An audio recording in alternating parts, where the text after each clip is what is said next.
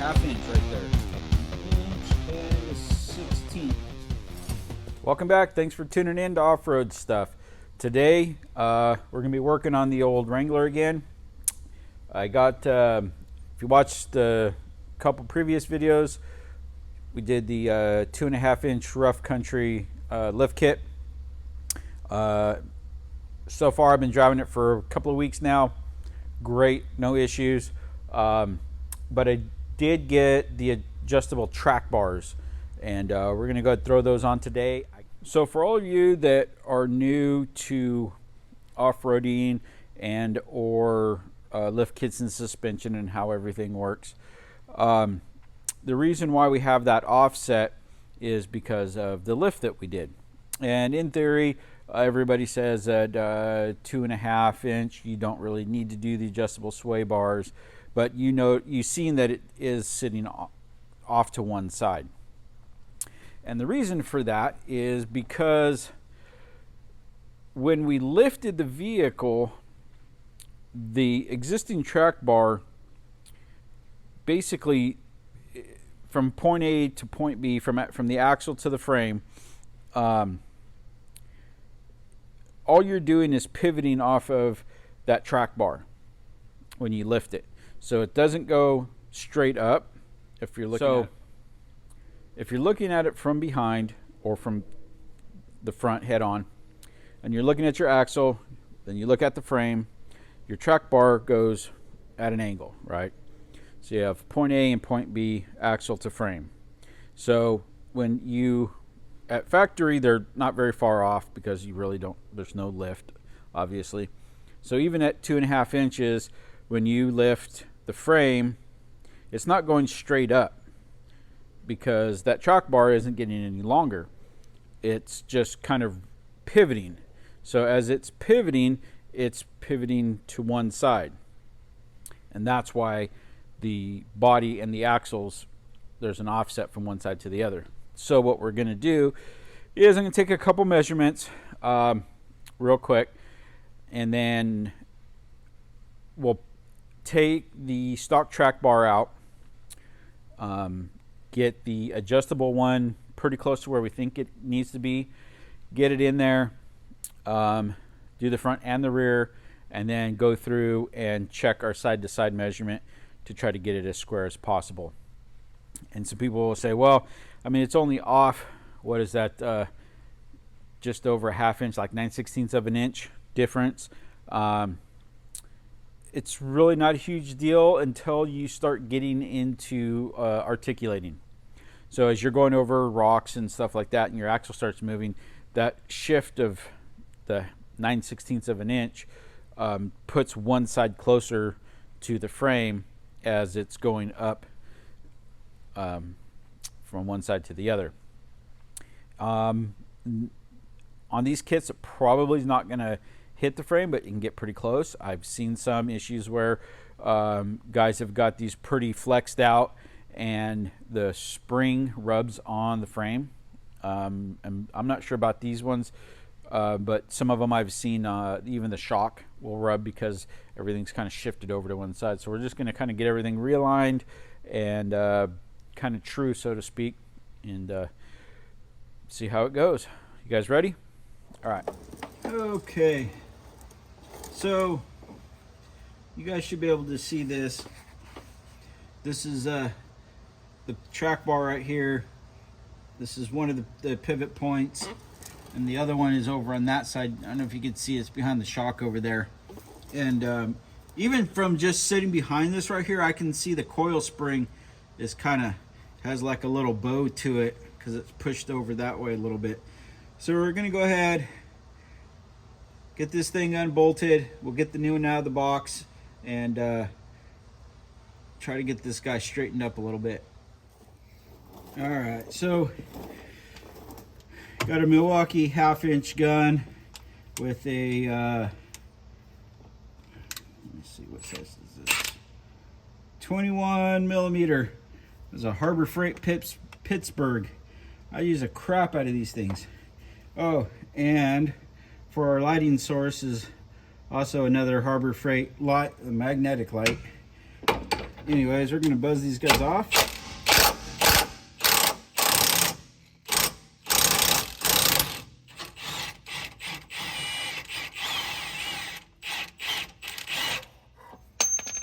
I don't know if you guys caught that, but when I pulled that bolt out, the whole thing kind of shifted a little bit.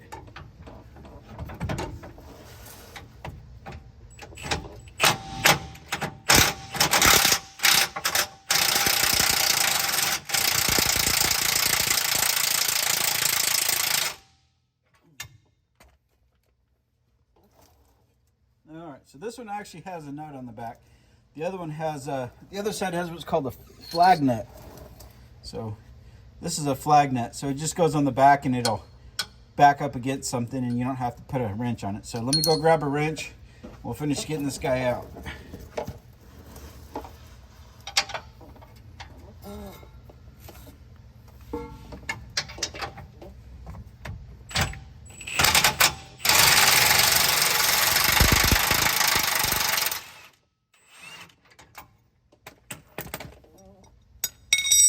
Okay.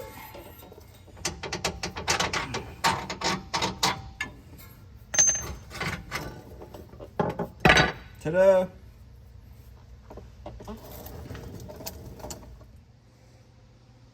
So I got them laying side by side. Obviously the old one's on the top and the new one's on the bottom. There's your adjuster right there. So what it is, I lined up those two eyelets, so they're pretty much where they need to be. Obviously our little hoop that it's for the differential clearance, and then you can see that this one's a little bit longer, and I'm just going to guess that it's about where it needs to be. One thing that we're going to do though is we're going to take this apart. I just wanted to match it up, make sure we had the right part before we went too far, and we're going to put quite a bit of anti-seize in there. That way if I have to adjust this down the road or take it apart, hopefully it will come apart. So one more thing, you guys probably can't see this. I remeasured it and now it moved 1/8 of an inch just by taking that bar out. So if this moved 1/8, then the other side should, you know, like things should start leveling out.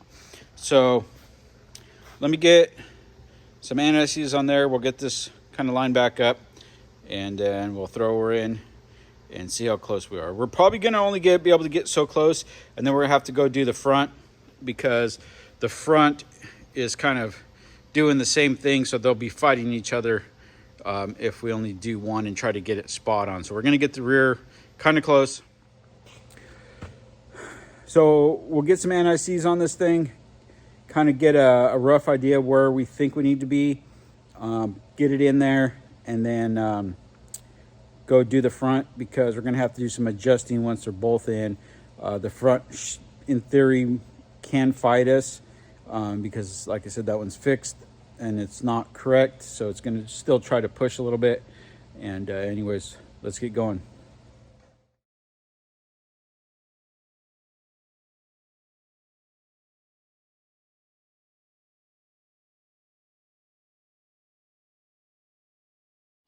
Just put it back together the way it came apart.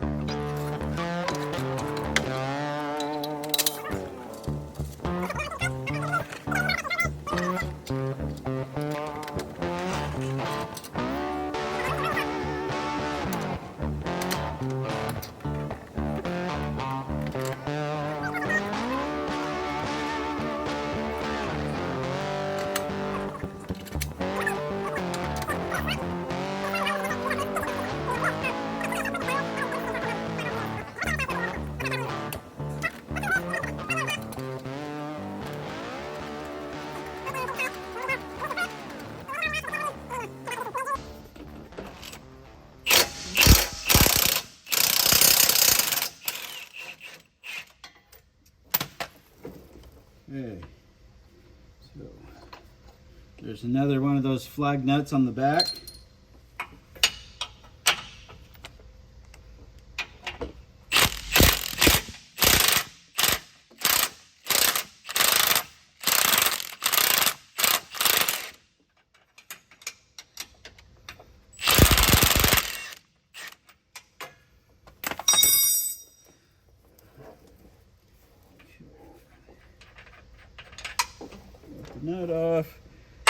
Bolt popped out. Rod's loose. Now it's stuck. There it is.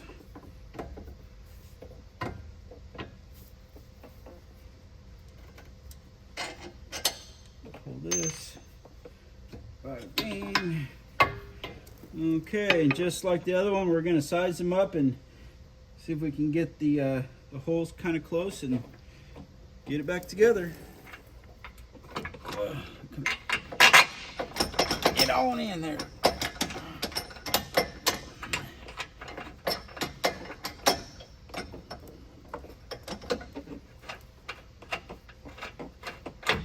There it is. Okay. Now, down here to this end. Come on over. Everybody scoot over. Make some room. There we are.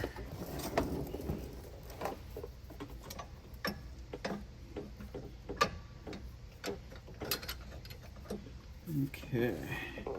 So we need to make a couple of little adjustments. Get these guys out of the way here. Okay. Right there. So it is touching ever so slightly. So what we're going to do, I guess you could kind of come up here and maybe tie this up if you wanted to.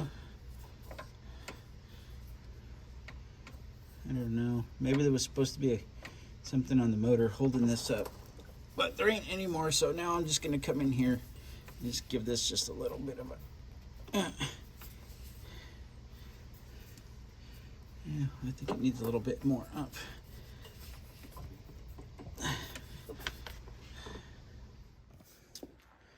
All right, I think we're good. So I did the thing with my drywall square, basically plumbed it up the side of the tire, measured out the fender. It's probably it's probably not the most accurate way to do this, but that's my way. That's how I did it.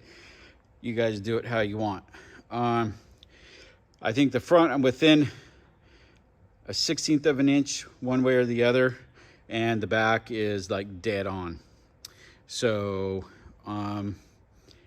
basically when you put these bars in, if you make them, as short as possible, and then put them in, adjust it so that the bolt goes in the hole.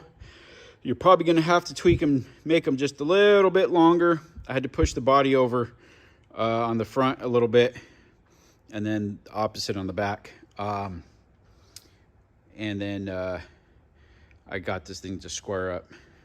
So just, if you guys didn't notice, so on the front, the axle, it attaches to the axle on this side, attaches to the frame over here. On the back, I mean, it's the same when you go around and you look at it at the back, but they're opposite. So on the rear end, it attaches to this side and goes up to the frame on that side. So when the Jeep was trying to kind of do this number because of the lift I put on it. Well, actually, I guess it would be the other way. I'm sorry. It would kind of do this because one side's going in an arc this way, and then the other side is going in an arc the other way. So now we should have kind of got it realigned. It's almost like we took the Jeep to the chiropractor, got it all adjusted and kind of lined up. Okay, so I'm just gonna crawl into there real quick, tighten up the those little band clamps that go around the adjuster in there so that nothing moves on us. Then I'm gonna just double check my numbers real quick. I'm pretty sure nothing's gonna move. And then yeah, so that's it for today. Thanks for watching. Don't forget, like, subscribe, share with your friends, ring the bell for notification, and most importantly, just go wheeling. I'll drop the part numbers in. Well, I'll take pictures. It's easier. I haven't figured out how to do the link thing yet. I don't know and I got these on Amazon. I think they were about 170 bucks a piece, something like that. Yeah, so rough country so far. You guys are doing pretty good.